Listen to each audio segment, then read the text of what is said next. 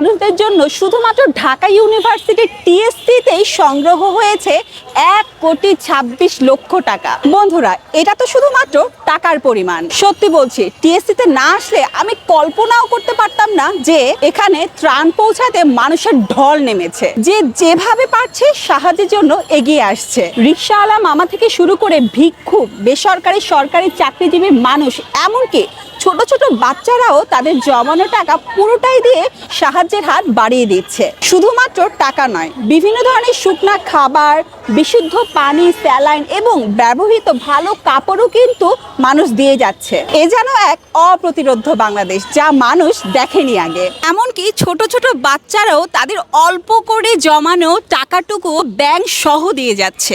এ যেন একটা অন্যরকম বাংলাদেশ, যা কেউ দেখেনি আগে। আমিও আমার সামর্থ্য অনুযায়ী যতটুকু পেরেছি সাহায্য করতে এসেছি।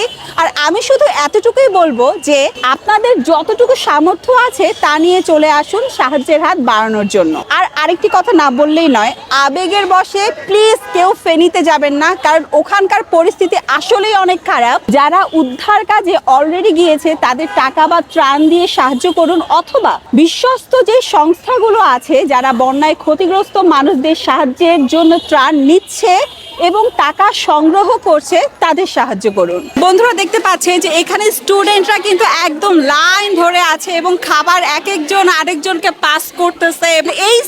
এইভাবেই কিন্তু প্রত্যেকটা স্টুডেন্ট একজন আরেকজনকে সাপোর্ট করতেছে বন্যায় ক্ষতিগ্রস্ত মানুষদের জন্য যেই খাবার সামগ্রী বা উপকরণ সামগ্রীগুলো নিয়ে আসছে সেগুলো প্যাকেট করার জন্য।